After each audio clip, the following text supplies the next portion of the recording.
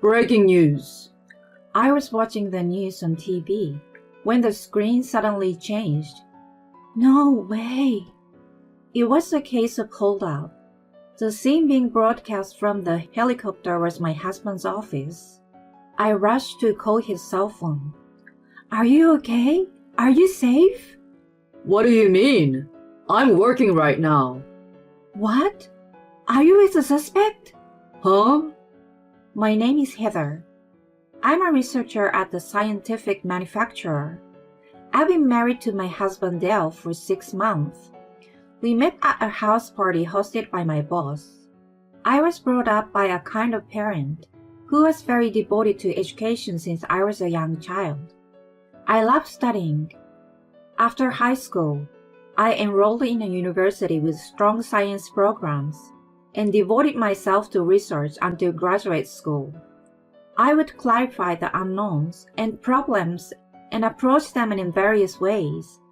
I enjoyed the process of searching for answers based on records and results. That alone made me feel fulfilled in life. Research was my life for 6 years in school. Although my grades were good, I was far from being fashionable or having a colorful love life. I told Pam, my boss at work.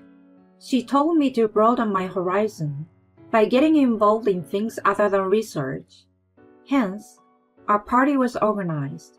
To be honest, I was not at all enthusiastic at first. I had been to a house party once when I was a student, at the request of a colleague at my part-time job. It turned out to be a horrible experience for me.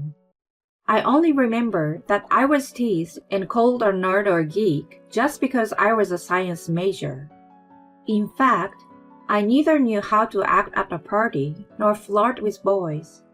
When I think back now, I wish I had been a little more experienced, but that didn't change the fact that I was hard. That was why I was reluctant to attend the party Pam was throwing. She was someone I respected a lot, so I didn't dare to refuse her invitation at the time. She was a prominent employee at work and had the tremendous trust of her colleagues. She also had a lot of experience in relationships, and to me, she seems perfect as both a researcher and a woman. Thus, I decided to attend the party. There were many guys from up-and-coming venture companies there. Dale was one of them. I wasn't a naive student anymore, so I mingled and socialized unlike in the past. After having a conversation with a group of people for a while, Dale spoke to me privately. I immediately braced myself for the possibility of being hurt again, but my fears were unfounded. He listened to me intently, and instead of calling me nerdy, he praised me for devoting myself to one thing for a long time. It was the first time anyone had ever said such a thing to me, and I was instantly attracted to him. We went out for a few years and then got married. We were in our honeymoon period for about 6 months. Then, his attitude began to change. When we first started living together, he was eager to help me with the chores and showered me with his love and appreciation. After a while, he stopped doing any of it. He worked so much overtime and on weekends that we didn't even have quality time together. I understood that being a startup venture, he must have been quite busy. I also thought that men normally dislike doing chores, so I didn't mind so much about it. However, when he started coming home smelling of alcohol and a woman's perfume, I began to worry a little. One day, I couldn't bear the feelings of loneliness and anxiety about him cheating on me, so I asked him directly, "Hon, you have been coming home late these days. I want to spend a little more time with you. You often come home smelling of alcohol and perfume, but you're not cheating on me, are you?" He was changing his clothes from work and started yelling at me with a grimace. It's a very important time to build a relationship with my clients for the company's success right now. I've been taken to places I don't even want to go and forced to drink. This is a part of my job, But you accuse me of cheating while I'm working so hard. Have you lost your compassion after studying too much? You're an unfit wife. Shame on you. I didn't expect him to be so upset. I assumed he must have been under a lot of pressure, and my lack of consideration had made him angry. I regretted it and apologized repeatedly, but he became even colder than before. A while later, I was off work that day. Dale left for work early in the morning. I was folding the laundry while watching the news on TV when the anchorman reported breaking news. I stopped my hands and turned to the TV to see what was going on. I was stunned. A man had forced himself into Dell's office and was holding an employee hostage. I couldn't believe such a threat fell upon my own husband. The camera caught a glimpse of the suspect yelling something at his hostages. Worried about Dale's safety, I immediately called his cell phone. The ringing continued several times, then I heard his voice. "Honey, where are you? Are you okay?" There was a short pause. What do you mean? I'm working at the office. It couldn't have been possible. Right at the time, his company was being televised for a hold-up case. I wondered if he was being told what to say by the suspect. I fearfully asked him, "Is the suspect next to you right now?" I heard him let out, "Huh?" like an idiot. It was only for a moment, and he immediately gathered himself. Oh, no. I'm working from a client's office. I'm okay. I just found out about it on the news. I'm sorry. I have to deal with it, so I gotta go. He hung up the phone. I sensed something strange. Even though he was at his client's office, I wondered if it was possible for him to find out later than I did. If he was in the middle of a meeting, it would have been impossible for him to take my call. If he was on the way back to his office, it was strange to say that he was working there. It was a major case of hold-up with hostages. I decided to ask him about the strange circumstance, although I might have gotten him upset again and watched how it unraveled on the TV. It was successfully solved without any casualties in the early morning. Just then, Dale came back home. When I was about to ask him what had happened, he suddenly pulled me into his arms. I love you, honey. If you hadn't called me, I would have been so freaked out that I might have gone mad. I'm really glad to have you. I too was almost losing my mind with anxiety as well. Although he was not at the scene, he must have been affected indirectly. He must have felt scared. I also want to apologize about the other day. I know I was a jerk to take it out on you. I said some terrible things, but I really care about you. After saying all that, he went to the kitchen and started to serve the food I had prepared. Take it easy today. I will take care of the housework for you. I wondered how long it had been since he showed any affection. He had never apologized about coming home drunk late, nor had he thanked me for anything I had done those days. It was the only time he helped me with the housework and appreciated me, but it was enough to make me happy. Before I knew it, I had forgotten about the strange feeling I felt when I called him. The next day, while I went about my business as usual at work, Pam came to talk to me. She was wondering if something good had happened to me as I looked happier. It was embarrassing that I had unconsciously shown it on my face. I told her everything that had happened the day before. When I finished, she looked skeptical. I wondered if I said something out of place. I had assumed that she would have been happy for me. Contrary to my expectation, what came out of her mouth was something else. Are you sure you're okay with that? I didn't get what she meant by it. When I asked her, she explained apologetically.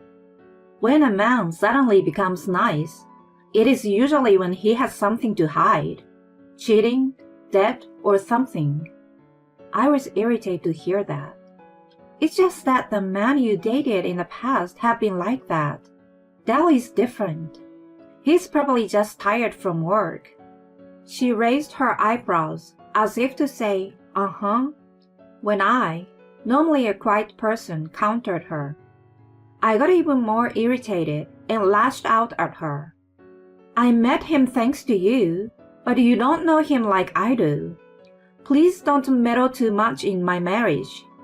She mumbled, right, and walked away with a sad face. After that day, she started taking more days off from work. I worried if it was my fault.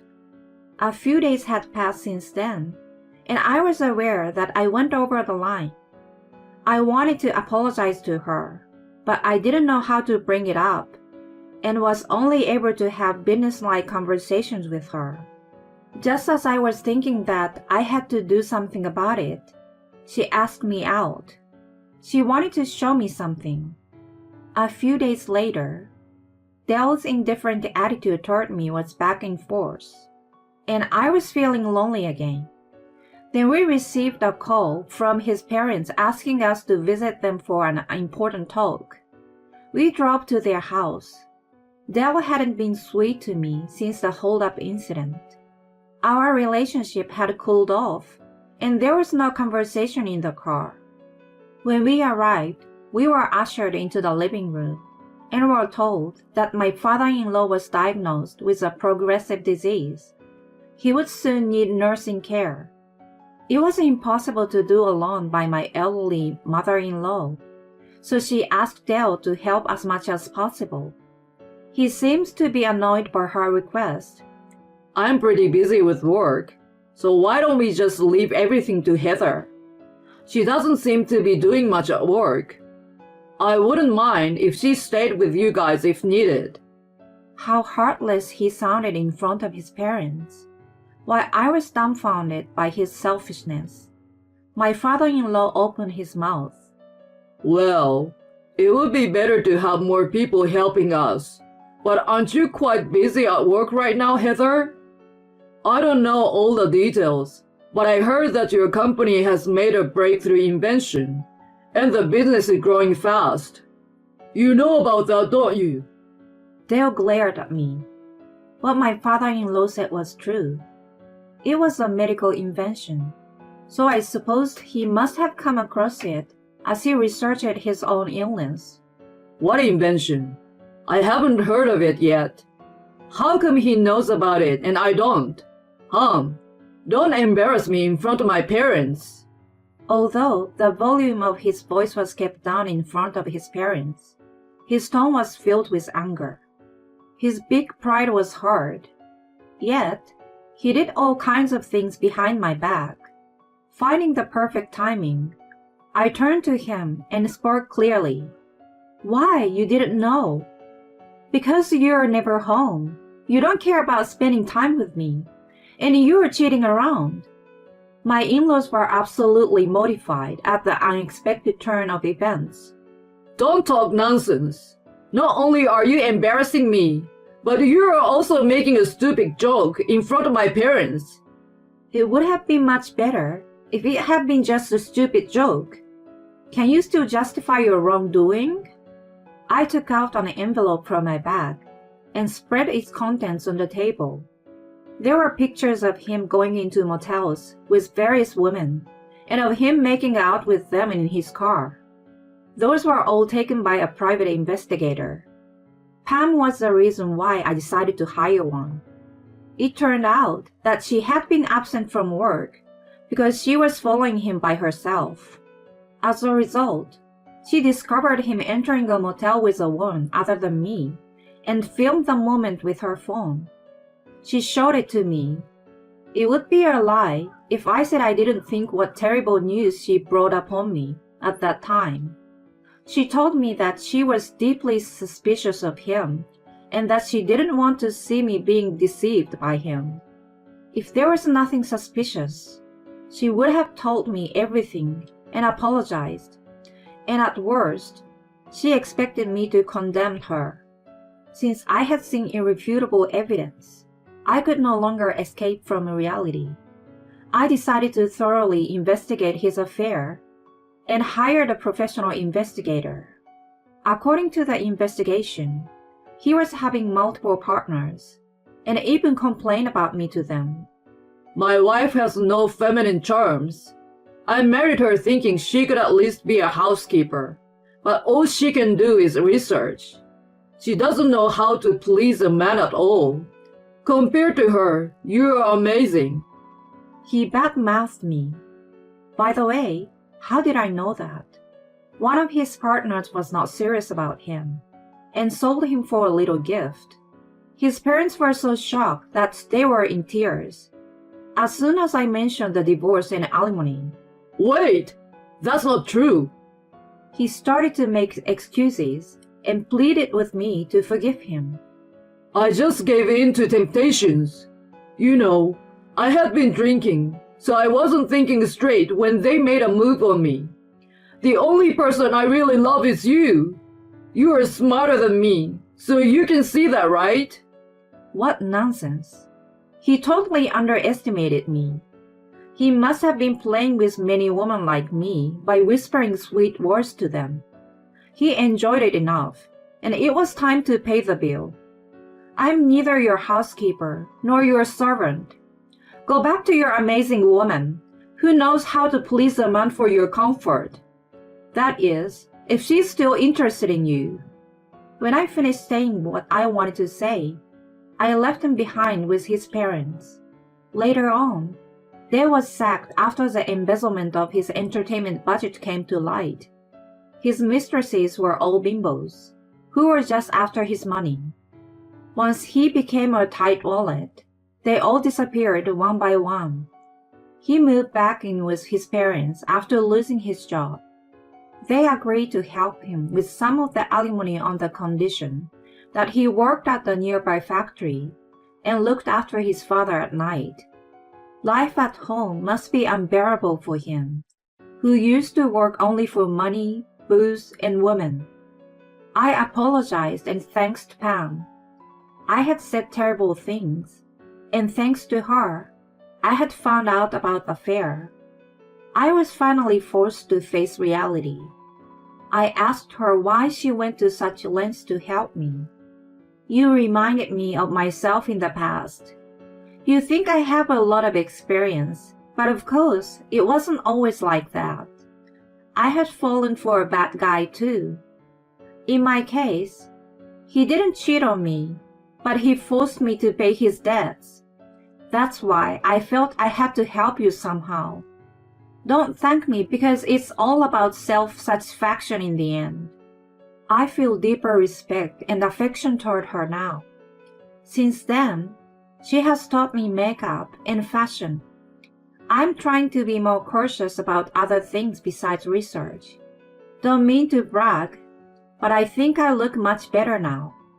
When I go out for drinks with Pam, it's not uncommon for me to get picked up. I see this as a good opportunity and training my eyes for better men. Whether it is research or romance, broadening my perspective would lead to a better result.